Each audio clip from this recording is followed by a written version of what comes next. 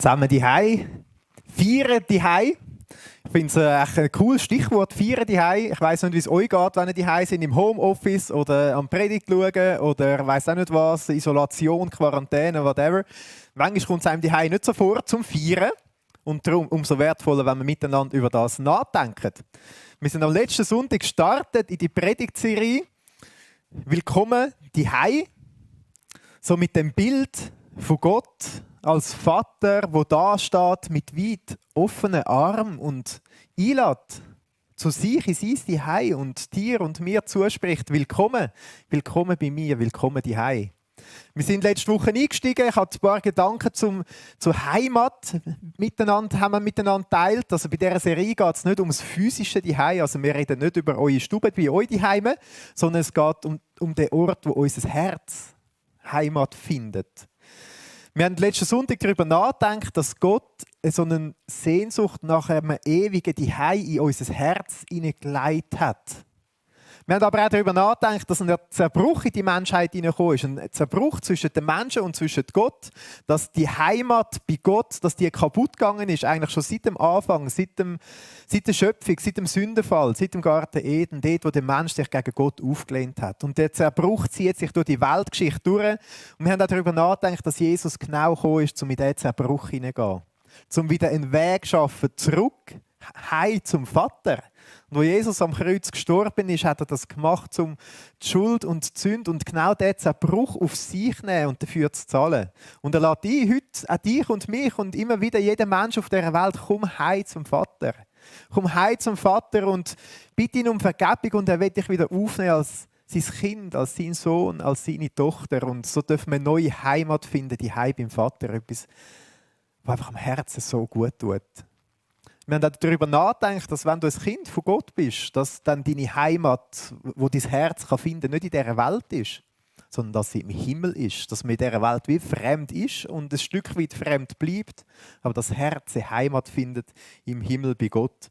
Und die Story, wo wir letzten Sonntag miteinander eingetaucht sind, wo die Heimat so wunderschön rauskommt, ist die Story, wo Jesus den Leuten erzählt hat vom Vater und seinen zwei Söhnen. Der eine Sohn, der weggegangen ist, der gesagt hat: Ich will nichts mehr von dir heim wissen, ich nehme alles mit, was ich habe, das ganze Erbe, das ganze Geld, und gehe das verprassen und suche meine Heimat in den Vergnügen und so weiter.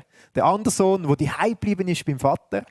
Und wenn man in diese Geschichte eintaucht, entdeckt man so wunderbare Sachen. Das letzte Mal haben wir entdeckt, den Vater, die Liebe von dem Vater, der sagt: Ich lasse mein Kind gehen. Ich lasse ihn los, ich lasse ihm die Freiheit. Was für ein liebevoller Gott, der uns frei lässt, das zu machen, was wir wollen.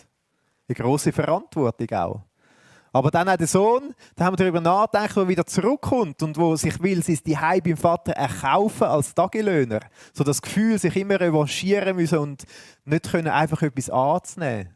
Weil bei Gott dürfen wir kommen zu ihm und er wartet mit offenen Armen und er will uns gnädig und barmherzig sein als Geschenk. Nicht als etwas, das wir uns verdienen müssen. Die Geschichte fasziniert mich so unglaublich. Und heute wollen wir einen Schritt weiter denken.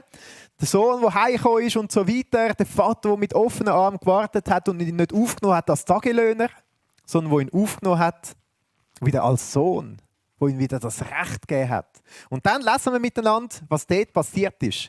Darf ich den Presenter haben? Kannst du mir den schnell geben? Danke vielmals. Wir lesen miteinander im Lukas 15. Was dann passiert ist. Der Vater hat dann gesagt zu all seinen Dienern, die gestanden ist: Und bringt das gemästete Kalb her und schlachtet es und lasst uns essen und fröhlich sein. Denn dieser mein Sohn war tot und ist wieder lebendig geworden, war verloren und ist gefunden worden. Und sie fingen an, fröhlich zu sein. So ein ganz faszinierender Gedanke in der Geschichte. Im Haus vom Vater ist es Fest, ist Freude und ist fröhlich sein. Also der Sohn kommt heim und der Vater sagt eigentlich: Hol das beste Fleisch, das wir im Kühlschrank haben. Das hat damals natürlich ein bisschen anders gestöhnt. Und jetzt machen wir es Fest. Und dann heisst es: Und sie fingen an, fröhlich zu sein. Einer der Ausleger hat da dazu geschrieben, jetzt heisst das so, aber es heisst nicht, dass sie wieder aufgehört haben. Das finde ich so eine spannende Vorstellung. Sie haben angefangen fröhlich zu sein und die Freude ist immer grösser geworden und ist breiter geworden. Und Es hat nicht mehr aufgehört, bis heute, die Freude, dass der Sohn wieder heimgekommen ist und feiern zusammen. Und darüber wollen wir heute nachdenken. Es ist ein Kennzeichen vom Zuhause bei Gott, vom Reich von Gott, dass es ein Ort ist von Freude und ein Ort von Feiern und ein Ort von fröhlich sein. Nicht umsonst warten wir auf den Moment, wo wir mal zum Vater dürfen gehen in Ewigkeit, nach dem Leben auf dieser Welt, wo ein Ort von der Freude und vom Feiern wird sein. Und das Fest, das der Vater da initiiert, über das wollen wir heute nachdenken. Freude als ein Kennzeichen vom Reich von Gott, wo da auch schon jetzt bei uns um sich greift. Vielleicht bist du schon lange Christ und sagst, ja, die Freude, die habe ich in mir und die habe ich entdeckt. Vielleicht bist du ganz frisch Christ geworden und sagst, ich habe Jesus kennenlernen. Ich durfte merken, wie er mir die Sünden vergibt, wie das so richtig Freiheit gibt ins Herz und es so gut tut und so eine ganz frische Freude ins Leben hineinkommt. Vielleicht bist du aber auch schon lange Christ und denkst, ja, das war vor vielen Jahren mal und irgendwie die Freude, ich weiss, ja, das gehört zum Reich von Gott dazu, aber jetzt im Alltag bin ich nicht immer so mega freudig und gehe durch den Alltag durch und es ist nur alles wunderbar und so weiter. Im Gegenteil, vielleicht sagst du sogar, im Moment ist nicht viel von dieser Freude in meinem Alltag da. Und ganz spannend, Jesus nimmt in dieser Geschichte von den 2 Söhnen auch Bezug auf die schon lange im Haus vom Vater sind und vielleicht die Freude verloren haben, vergessen haben, nicht entdeckt haben, wo sie erkaltet ist. Wir lesen da vom 2. Sohn, der ist draussen und der hat nicht Freude, als er hört, dass da ein Fest läuft. Er denkt, wieso läuft da ein Fest, aber es ist nicht für mich und so weiter. Und er wird sogar zornig. Wir lesen dort, er aber wurde zornig und wollte nicht hineingehen. Sein Vater aber ging hinaus und redete ihm zu. Das bedeutet, der Vater ist zu dem Sohn rausgegangen und hat ihm zugeredet. Ich stelle mir das etwa in diesen Worten vor, hey, lieber Sohn, komm rein. Bei mir ist es Fest am Gehen. Wir sind gerade dran am fröhlich werden. Komm rein mit uns, fröhlich werden. Er hat ihn eingeladen und gesagt, komm, du gehörst auch dazu, du gehörst auch zu dieser Familie. Und sie haben dort miteinander geredet und wir werden dann später in dieser Serie noch mehr über den 2. Sohn nachdenken. Aber der Vater tut es sogar noch verstärken im Vers 32. Aber man muss doch jetzt fröhlich sein und sich freuen. Denn dieser, dein Bruder, war tot und ist wieder lebendig geworden. Und verloren und ist gefunden worden. Also der Vater, der lädt den Sohn ein und er lädt auch dich und mich heute ein, egal ob wir so wie der erste Sohn ganz frisch zum Glauben gekommen sind, vielleicht gar noch nicht zum Vater zurückgekommen sind. Oder wir schon mega lange in dem Haus beim Vater sind und die Freude erkaltet ist, der Vater kommt extra raus und sagt, komm rein, freu dich mit, wird fröhlich miteinander, weil es gibt im Haus vom Vater ganz viel Grund zum fröhlich sein. Und dieser Freude als Kennzeichen vom Reich von Gott, der möchten wir heute ein Stück weit nachgehen, weil Jesus hat sehr viel über die Freude geredet. Und in der Bibel entdecken wir ganz viele Bibelstellen, wo es um die Freude geht. Manchmal staune ich ein bisschen, wenn man so ein bisschen mit Leuten redet, die gar nichts mit dem Christentum am Hut haben. Oft haben die so den Eindruck, das Christentum, das ist etwas Ernstes, etwas Strenges, etwas, wo man immer ganz andächtig in die Weltgeschichte rausschauen muss. Aber eigentlich ist genau das Gegenteil der Fall. Das Christentum oder die Beziehung zu Jesus, das Zuhause beim Vater in dem Haus vom guten Gott, das ist etwas, wo Freude weckt, wo fröhlich sein macht, wo viel mit Feiern zu tun hat. Ich wünschte mir eigentlich, dass wir als Christen bekannt sind in der Welt als die fröhlich sind und die Freude haben. Das wäre doch etwas Cooles. Und Jesus hat so viel über Freude geredet. Einer der absolut eindrücklichsten Vers ist im Johannes 15. Dort hat Jesus mit seinen Jüngern verschiedene Sachen geredet und sagt ihnen dann so zusammenfassend, dies habe ich zu euch geredet, damit meine Freude in euch ist und eure Freude völlig werde. Also Jesus hat gesagt, ich habe euch verschiedene Sachen weitergegeben und das habe ich alles gemacht, damit ihr so richtig Freude bekommt. Und zwar nicht einfach so ein bisschen, sondern dass sie völlig werden, die Freude. Also mit anderen Worten, dass sie voll ist, dass sie vollständig ist, dass sie vollkommen ist. Also für mich klingt das nicht wie so eine happy-clappy-Freude, so juhu, juhu, jetzt ist alles gut und im nächsten Moment ist wieder alles anders und so. Sondern für mich klingt es so wie eine tiefe Freude, die irgendwo im Inneren ist, im Herzen ist und wo im Alltag prägt, wo durch den Alltag durchgeht, egal ob gerade so happy-clappy-Stimmung ist oder ob vielleicht eine andere Stimmung ist. So eine tiefe Freude, die im Herzen entsteht, wo grösser ist als die Umstände oder gerade, ob es einem ein bisschen aufwärts geht oder abwärts geht. Also Jesus sagt, ich will euch eine Freude schenken, die vollständig ist. Eine grosse Freude, eine volle Freude. Und er hat verschiedene Sachen ja gesagt, wo er gesagt hat, um zu zeigen, wie die Freude soll gross werden. Und ich habe dann geschaut, was sagt Jesus so alles über die Freude?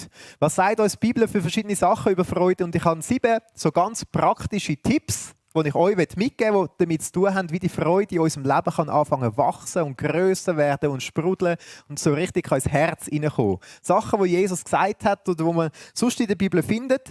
Die Liste ist natürlich nicht abschliessend. Die könnte man noch recht lang weiterführen. Aber es sind so 7 Punkte, die mir besonders wichtig geworden sind. Gerade auch im Zusammenhang mit dem Vers, den Jesus gesagt hat. Und ich möchte dich ermutigen, sorgfältig anzuhören, die 7 Punkte, und dir einfach zu überlegen, welches ist vielleicht der eine Punkt, wo der Heilige Geist dir heute mitgeben will, dass du ihn kannst bewegen in den nächsten Tagen und kannst mitnehmen und mit dem unterwegs sein und sagen, an diesem Punkt will ich vorwärts gehen, dass die Freude von Gott grösser werden in meinem Leben. Also lass dir die 7 Punkte an und überleg dir dann, welches der eine Punkt ist, der dich besonders anspricht, wo etwas in deinem Herzen anspricht, wo du merkst, das ist genau mein Punkt heute.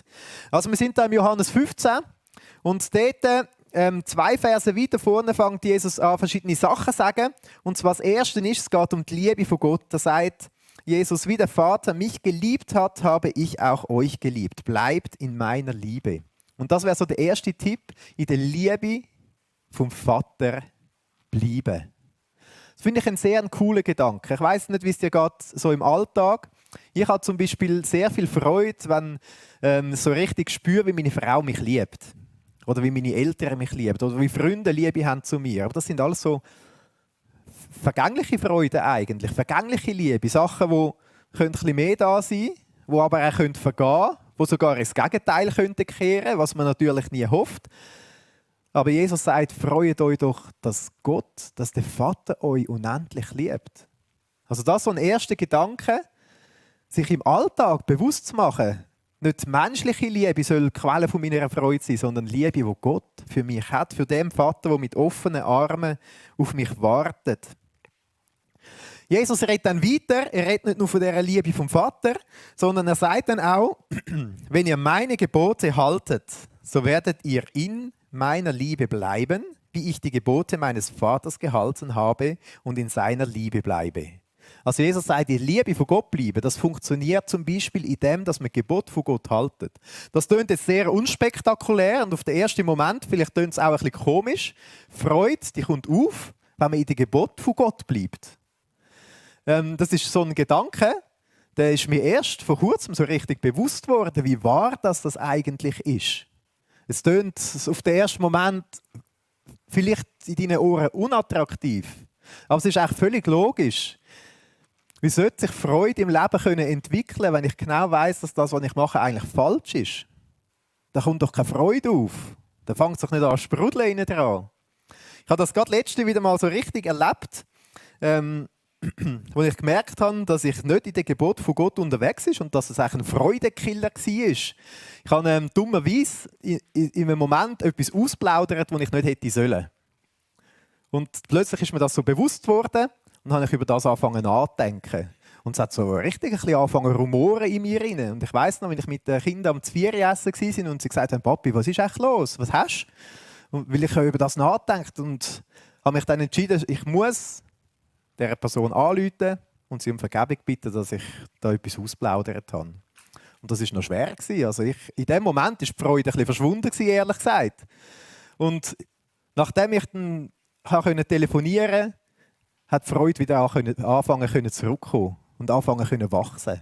Und wieder anfangen sich ausbreiten, weil das wie etwas weg war, wo dieser Freude im Weg gestanden ist.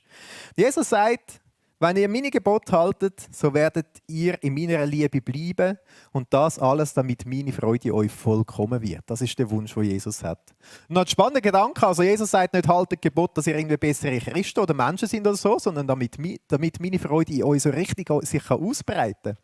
Vielleicht kommt dir gerade jetzt so etwas in den Sinn, wo du merkst, ich habe da etwas im Leben, das tut meine Freude zerstören, kaputt machen. Das muss ich in Ordnung bringen. Das muss ich aufräumen. Da muss ich einen Menschen um Vergebung bitten. Oder ich muss da Gott gehen um Vergebung bitten.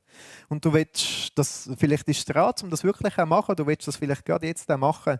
Manchmal ist es auch gut, wenn man das nicht allein machen muss. Ein Angebot, das wir haben in dieser Predigtserie, das ist so eine Gesprächsbox. Hast du sicher auch schon von der gehört? Das startet ab nächster Woche.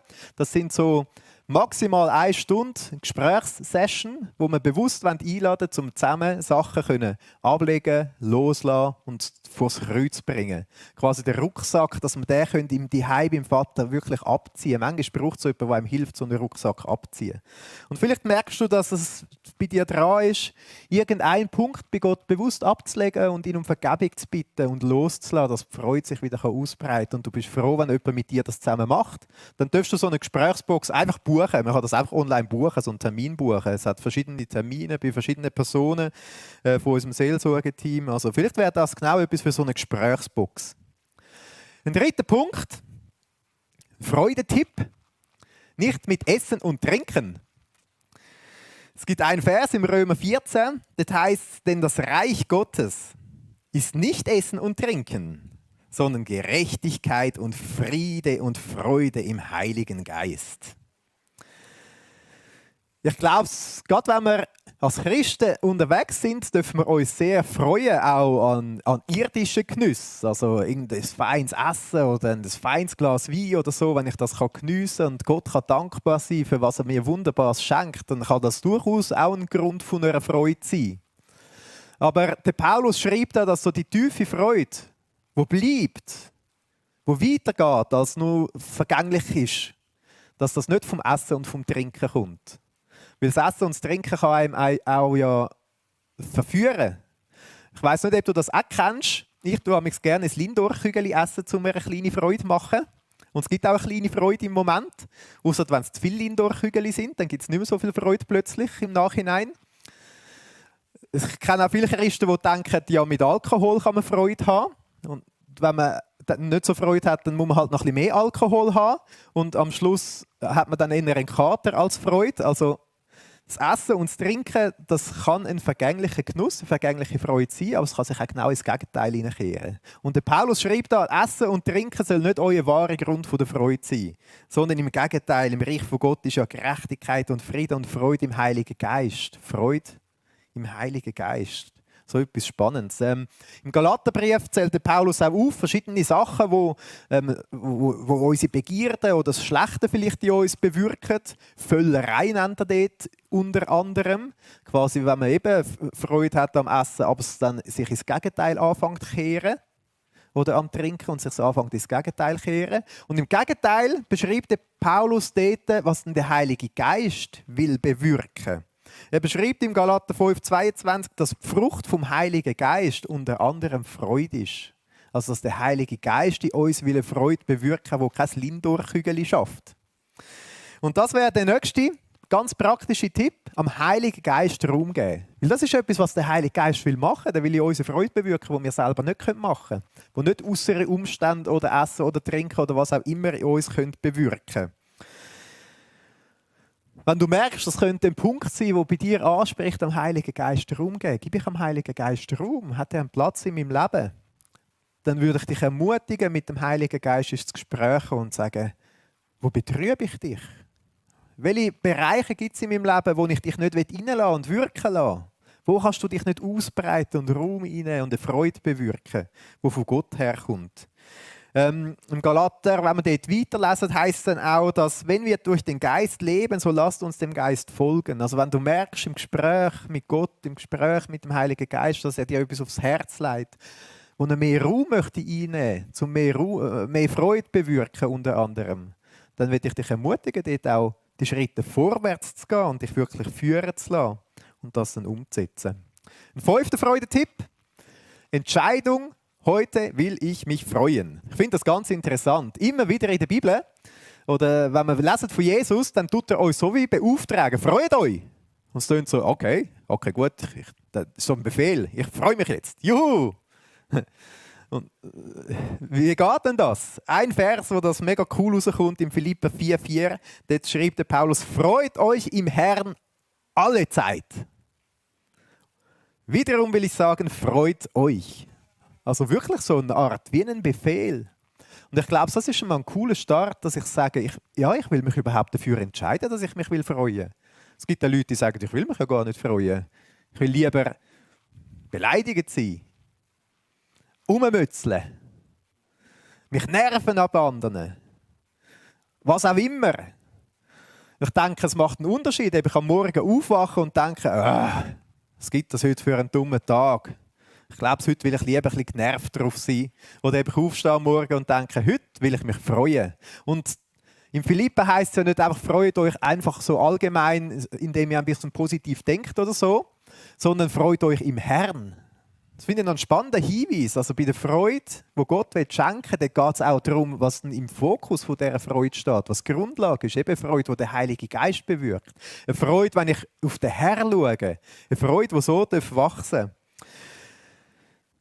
Für mich vielleicht dann anfangen und sagen, ich will mich bewusst entscheiden, ja, ich will ein Mensch sein, der Freude hat im Leben, der fröhlich ist, der offen ist für das, die Freude, die der Heilige Geist will bewirken.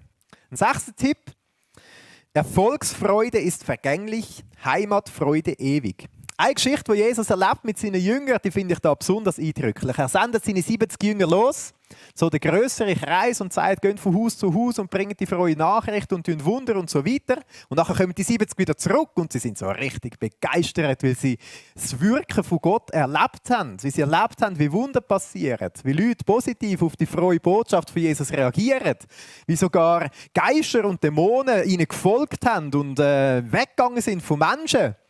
Und sie kommen zurück zu Jesus und wollen wahrscheinlich das alles erzählen. Hört mal, wir haben so krasse Sachen erlebt und haben richtig Freude an ihrem Erfolg, sogar an ihrem geistlichen Erfolg, könnte man da sagen. Und Jesus sagt ihnen dann, doch darüber freut euch nicht, dass euch die Geister untertan sind, sondern freut euch, dass eure Namen in den Himmeln angeschrieben sind. Ist noch interessant. Also ich komme jetzt zurück und sind so begeistert und Jesus sagt, freut euch nicht wegen dem Erfolg. Weil es ist etwas Vergängliches. Im einen Moment ist es mega gross und im anderen Moment ist es schon wieder Vergangenheit. Und Jesus sagt ihnen, lernt die Freude kennen, dass eure Namen im Himmel angeschrieben sind. Oder mit anderen Worten, dass euer Zuhause im Himmel ist. Dass ihr eine Heimat habt, die nicht in dieser Welt festgemacht ist, sondern die bei Gott festgemacht ist, beim guten Vater. Ich glaube, es ist etwas sehr Schönes, wenn wir uns auch über gelungene Sachen freuen dürfen, die wir haben leisten können, wo wir Erfolg hat. Aber es ist, glaube ich, gerade so wichtig, dass wir uns bewusst sind, das ist eine vergängliche Freude. Aber die Freude, dass wir eine Heimat haben bei unserem Vater im Himmel, das ist etwas, das nie vergeht, das sogar immer grösser wird und wo man sich sogar freuen kann, wenn man mal etwas keinen Erfolg hat, Misserfolg hat oder sogar scheitert. Die Heimat beim Vater im Himmel, die bleibt. Und noch der 7. Tipp. Die Liste ist eben überhaupt nicht abgeschlossen. Aber wenn wir jetzt zurückkommen zu dieser Story, Jesus sagt ja in dem Gleichnis quasi, über was sich dann der Vater so gefreut hat. Er sagt ja, man muss sich doch jetzt freuen und fröhlich sein, der Vater in dem Gleichnis. Weil der Sohn, er war verloren und er ist wieder heimgekommen. Er war weg und er ist wieder gefunden worden. Er war tot und ist wieder lebendig geworden. Und damit meint der Vater ja nicht, er ist quasi wirklich gestorben so und ist wieder auferweckt worden, sondern er ist tot gewesen, weil er weg ist vom guten Vater. Es ist noch interessant, das Bild, das Jesus braucht, dass wenn man weg ist von Gott, weg ist vom Vater, dass es so ist, wie wenn man eigentlich tot ist. Es fühlt sich vieles so tot und vergänglich und irgendwie hat es so einen Geruch vom Verweslichen. So fühlt es sich oft an. Und im Gegenteil sagt er, jetzt ist er wieder lebendig geworden. Das ist doch ein Grund zum Feiern und zum Freude haben, zum fröhlich sein. Und das sind verschiedene Gleichnisse, die Jesus in dem Kapitel den Leuten erzählt. Es ist voll von dieser Freude. Es geht immer darum, dass so etwas verloren gegangen ist und wieder gefunden worden ist. Es fängt an im Lukas 15 mit dem Gleichnis vom verlorenen Schaf, wo der Hirt losgeht, um das Schaf zu suchen und 99 zurücklässt. Und dann findet er es und nimmt es auf die Schulter und geht heim. Und dann heisst es, er hat seine Nachbarn informiert und hat sie zusammengerufen und gesagt, freut euch doch mit mir, weil ich als Schaf wieder gefunden, das verloren war. Und dann als nächstes kommt das Gleichnis von der Frau, die die Münze verliert. Sie hat noch 9 andere, aber sie sucht überall. Und wo sie gefunden hat, ruft sie die Nachbarn zusammen und sagt euch, hey, freut euch mit mir, ich habe die Münze wieder gefunden. Das, was verloren war, ist gefunden worden. Und Jesus sagt dann nachher sogar, und ich sage euch, dass auch so eine Freude im Himmel wird sein, wie der Engel über einen Sünder, der Buße tut. Das ist, glaube ich, die grösste Freude, die wir entdecken in diesem Leben. Je mehr wir erfassen, was es bedeutet, wenn man vom Tod zum Leben bei Gott kommt. Wenn man Buße tut, Buße tun bedeutet nichts anderes als umkehren quasi. Das sieht man gut bei dem ersten Sohn, er ist weggelaufen vom Vater. Und in einem Moment hat er gemerkt, stopp, ich will umkehren, ich will ihn um Vergebung bitten. Und er ist wirklich umgekehrt und wieder zurückgegangen auf den Vater zu. Das ist mit Buße gemeint, so umkehren und zum Vater kommen und sagen, es tut mir leid. Und dann erleben, wie einem der Vater aufnimmt mit offenen Armen und nicht zum Tagelöhner, sondern zum Sohn macht. In seiner Familie, wo wieder eine neue Heimat gibt fürs Herz. Vielleicht kennst du das aus eigener Erfahrung. Wenn du dich erinnerst in deinem Leben an so einen Moment, wo du Buße da hast und umgekehrt bist zum Vater und gesagt hast, ich komme wieder heim, ich bitte dich um Vergebung. Und wo du erlebt hast, wie er dich aufgenommen hat, dass so eine richtige Freude in dir aufgekommen ist. Wie du gemerkt hast, dass du wieder lebendig bist. Wir hatten im Herbst Alpha-Live-Kurs miteinander und es hat verschiedene Leute dort, die bewusst ihr Leben Jesus gegeben haben. Das war noch nicht lange her und man hat so eine richtige, übersprudelnde Freude gespürt. Und wisst ihr, das hat sie in mir ausgelöst. In mir hat das auch so eine gewaltige Freude ausgelöst. Wo ich mich einfach auch freuen konnte, weil ich gesehen habe, wie Menschen, die tot waren, das Leben beim Vater entdeckt haben. Und plötzlich ist so eine richtige Freude entstanden und ein neues Zuhause. So etwas, das mega gut tut. Vielleicht sagst du jetzt, ja, das klingt eigentlich noch gut, aber ich bin gar kein Christ. Ich bin noch nie umgekehrt, wieder zurück zum Vater. Ich bin eher bis jetzt weggelaufen von Gott. Dann will ich dich auch einladen, bewusst zu sagen, stopp, ich will umkehren und zurückkommen zum Gott. Ich will ihn um Vergebung bitten und will wieder in seine Familie aufgenommen werden und will die Freude erleben. Auch da, vielleicht ist das auch genau eine Möglichkeit für die Gesprächsbox. Wenn man auf dem Internet geht, schauen, sieht das so aus, fwgembrach.ch Box kann man auch einfach eingeben, so kann man so einen Termin buchen. Wenn du sagst, ich will mit jemandem in einem Gespräch zusammen umkehren, und zum Vater kommen, zusammen beten und ihm das sagen, dann ist die Gesprächsbox vielleicht genau auch so eine Möglichkeit oder sonst Kontakt aufnehmen. Das ist so der Moment, wo die Freude so richtig übersprudelt, wenn man zurückkommt zu Gott. Das erleben so viele Menschen immer wieder und es bleibt so lange. Es wäre jetzt spannend, so miteinander über das ein bisschen zu schwätzen, wenn ihr das erlebt, was das für eine Freude in euch auslöst. Das sind so 7 ganz konkrete Tipps. Und ich werde euch eine Wochen-Challenge mitgeben zum Schluss. Ich wünsche mir, dass die Woche sich etwas da verändert und auslöst. Die Wochen-Challenge steht so: Freue dich jeden Tag über etwas Alltägliches. Es ist ja so, dass wir im Alltag unterwegs sind und es passieren ganz viele normale Sachen. Und Gott lädt uns ein, als ein Teil von seinem Reich, ein Teil von seiner Familie, im Alltag uns immer wieder von dieser Freude anzustiften lassen. Und es geht ja weiter. Also, vielleicht sagst du, ich bin kein Christ und ich will gar nichts mit Gott zu tun haben. Dann wäre das so eine Möglichkeit, um wirklich mitzunehmen. Es klingt so ein bisschen nach positiv denken. Und ich denke, es macht wirklich einen Unterschied, wenn man mit so einer positiven Einstellung das Leben geht und sagt, ich will mich auch am Alltäglichen freuen. Aber die Bibel geht ja noch einen Schritt weiter. Sie sagt, freut euch am Herrn. Der Heilige Geist soll euch die Freude auslösen. Freut euch, dass eure Namen im Himmel geschrieben sind. Freut euch, wenn einer tot war und wieder lebendig geworden ist. Und darum will ich die Wochen-Challenge euch so mitgeben. Freue dich jeden Tag mit dem Vater über etwas Alltägliches. So quasi mitten im Alltag rein, sagen, ich will jetzt den Moment, wo kommt, wo etwas nur ganz Normales passiert, bewusst mit Gott erleben und mich mit ihm freuen, an dem, was dort ist.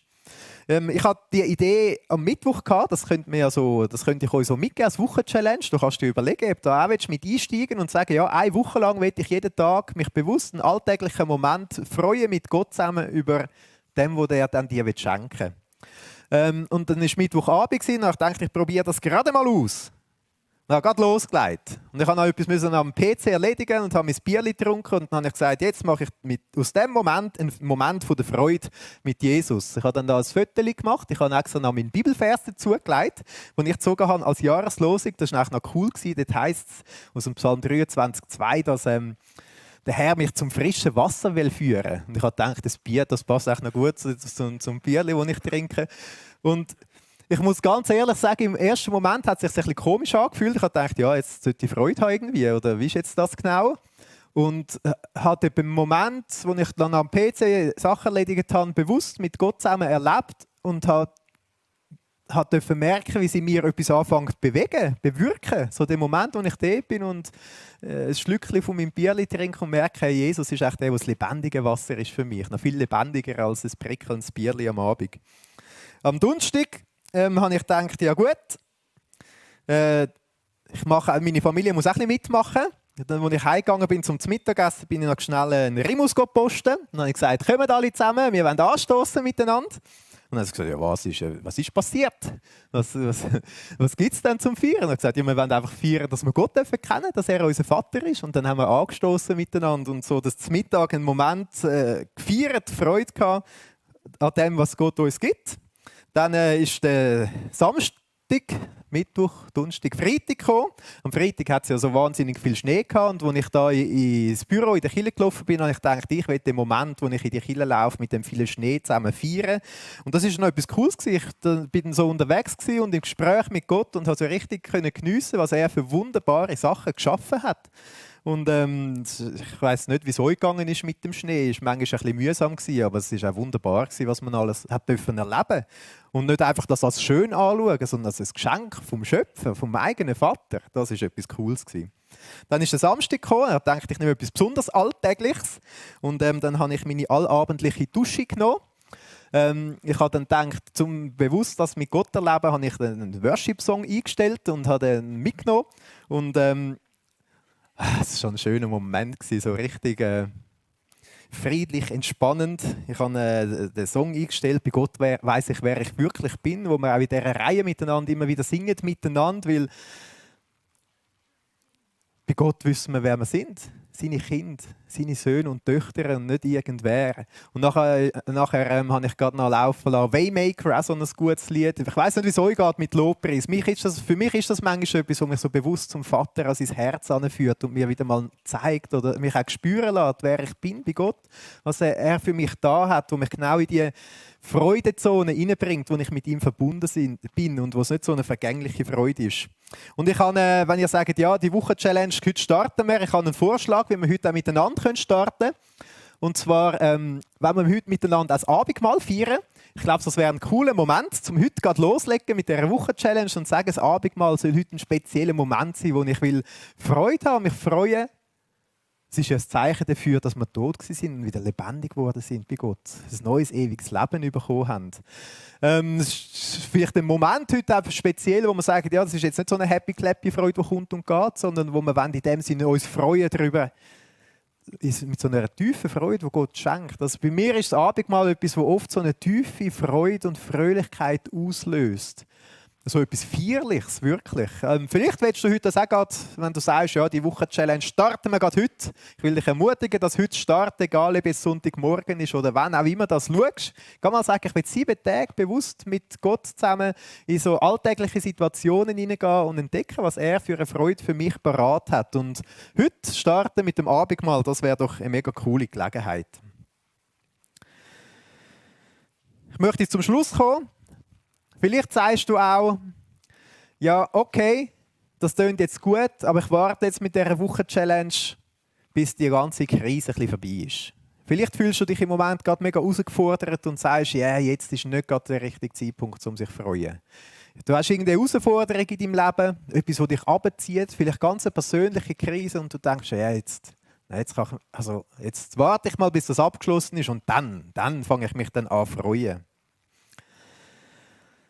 Ich will dich ermutigen, dass du genau trotzdem oder in dem inne sagst, ich will die Freude von Jesus in meinem Leben Raum geben. Ich will mich auf die Wochen-Challenge einlassen. Vielleicht ist das eine Wochen-Challenge 2.0.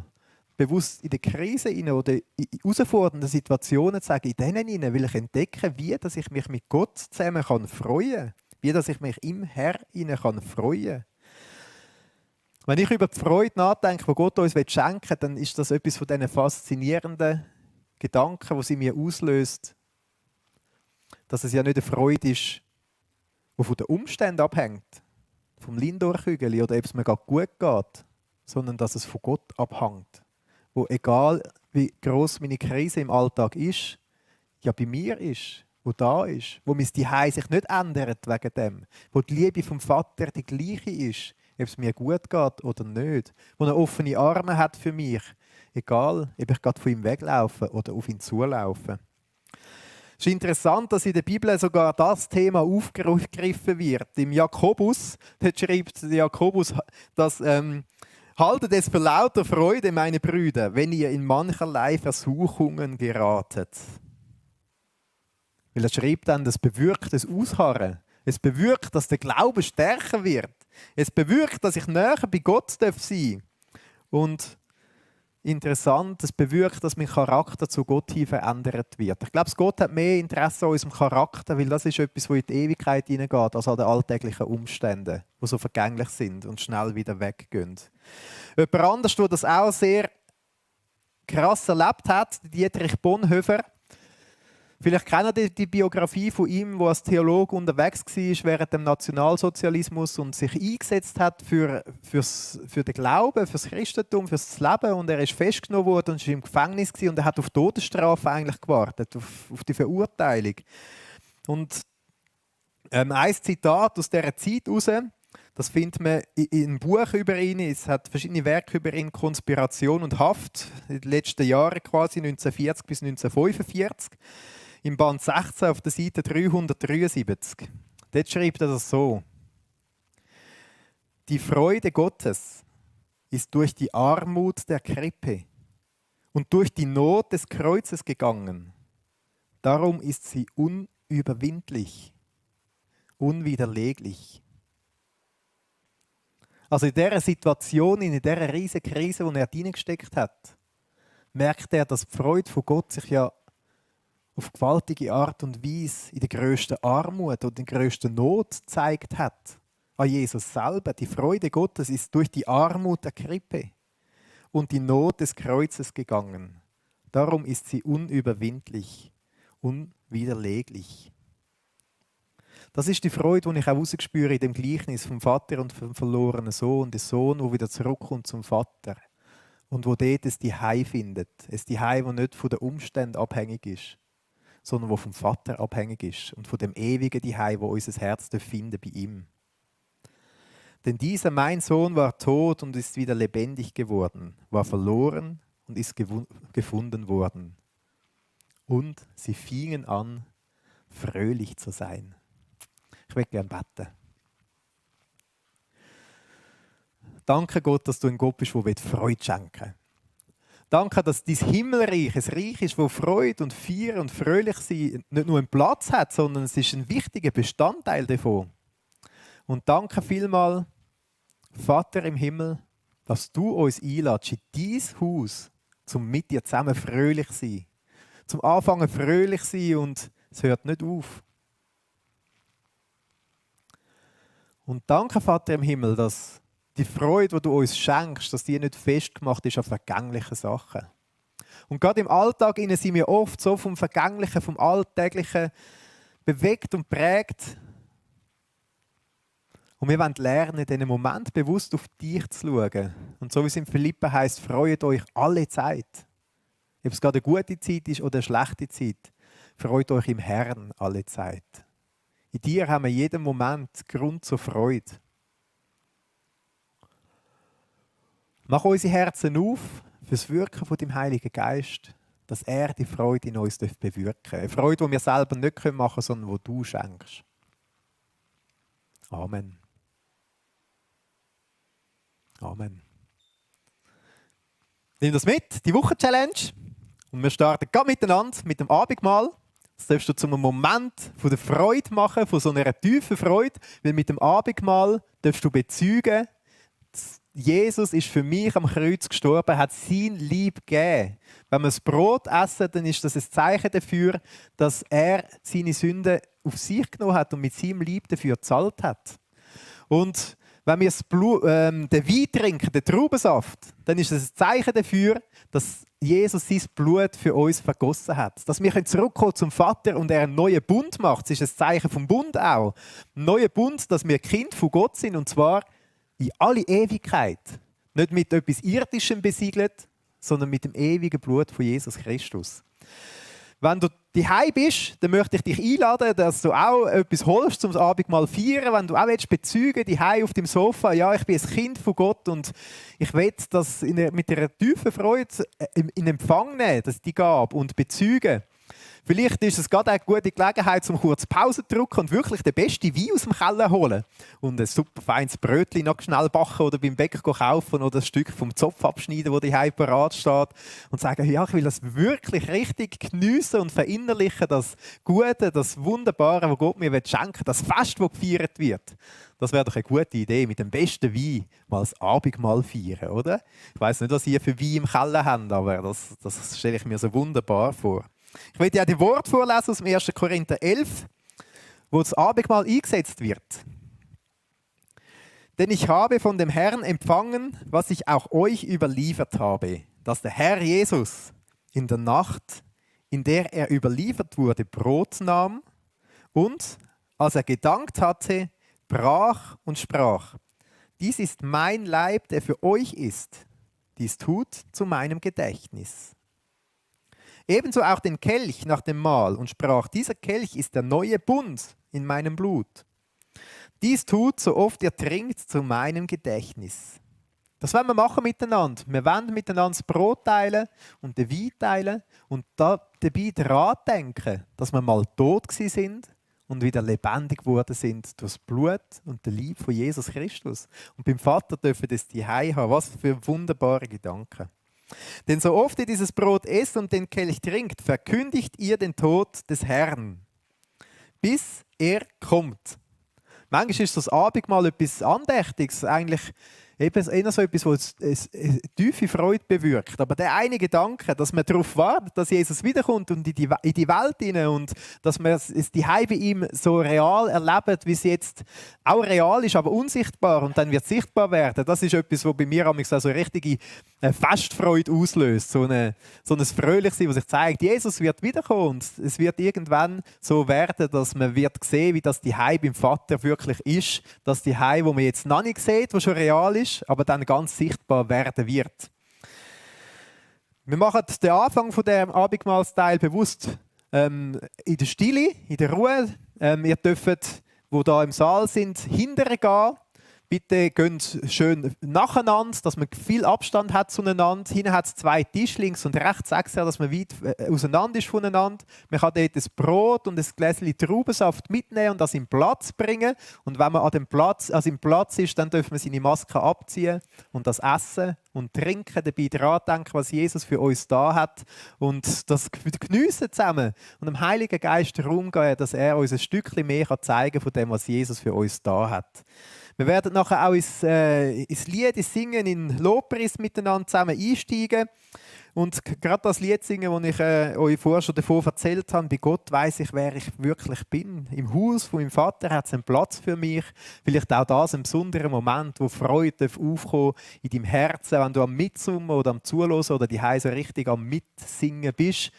Wir nehmen uns einen Moment fürs Abendmahl und ich möchte einfach Gott Danke sagen dafür. Danke, Vater im Himmel, für das Mahl, das du uns gegeben hast. Ein Mahl, um uns zu erinnern, was Jesus da hat, aber auch ein Mahl, um immer wieder neu zu verinnerlichen, was es für uns konkret bedeutet. Ich will dir Danke sagen, Jesus Christus, dass du für unsere Schuld ans Kreuz gegangen bist, dort gezahlt hast mit deinem Leib und mit deinem Blut. Und dass du das uns schenken willst, dass wir Vergebung haben dürfen, dass wir unsere Sünden dir übergeben, weil du dafür gezahlt hast. Und wir dürfen im Haus vom Vater sein, weil du uns gerecht machst, weil du uns einlädst und du zeigst uns den Weg dorthin. Danke für das ewige Zuhause, das du beim Vater schenkst. und wo wir heute daran denken dürfen. Amen.